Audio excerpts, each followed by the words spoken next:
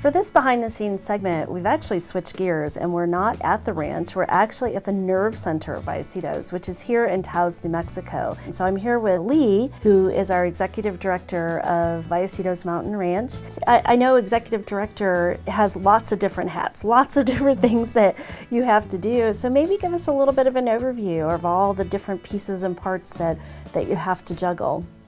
Well, to give you an idea around planning a retreat, during the summer season, which is our busiest time, when we do about 30 retreats in a 6-month period, there's sort of constant phone calls of people with every question that you could imagine. Yes, we've heard a few here sitting, sitting in the office. I think getting ready to go to the mountains, people have many questions between the time that they sign up and the time that they actually arrive at the ranch. And the logistics of driving or taking the shuttle, whether or not they need to bring a sleeping bag, or what kind of clothing to bring, or if there are bears who might eat them, or are all the kinds of questions that we deal with every day. Right, and I've noticed you do there's lots of great information on the website. We do try to make our website and our registration materials as comprehensive and informative as we can, but I think people do sometimes need that human They just connection. need to have a dialogue, which is probably true in all phases of our life. A big part of your job is actually to make sure that we've booked the season. So it's not like people decide to have a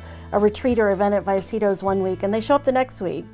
Seems like this happens way in advance. It's true. We actually start planning and setting our calendar a year or more in advance of the retreat season. Throughout the winter, we're coordinating with our staffing of the retreats, both in terms of staff members and volunteers. Oh, and also the marketing and promoting of all of the retreats. You've been here for 14 years. You've gone through, just huge transformational shifts in the organization and how to approach things, but you've stayed true to the mission. What keeps you at it? I feel a really heartfelt dedication to Vallecitos. I think that as human beings, we have precious few opportunities to be in a wilderness environment that Vallecitos has to offer, and it's transformative. I think that combined with the teachings of whatever the retreat that is being offered can really have a very powerful impact on people. It can be healing, it can provide guidance and inspiration. And that, I think, is the primary reason. Secondarily, I get to meet so many amazing people, and I get to be a part of their experience at Vallecitos, even if it is sort of behind the scenes, and that feels really satisfying.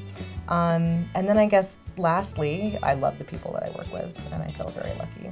Wonderful. Well, we really look forward to seeing you.